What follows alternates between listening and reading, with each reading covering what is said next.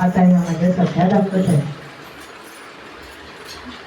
हटुष्य पानबाई हटुष्य, हटुष्य पानबाई हटुष्य, हटुष्य पानबाई हटुष्य.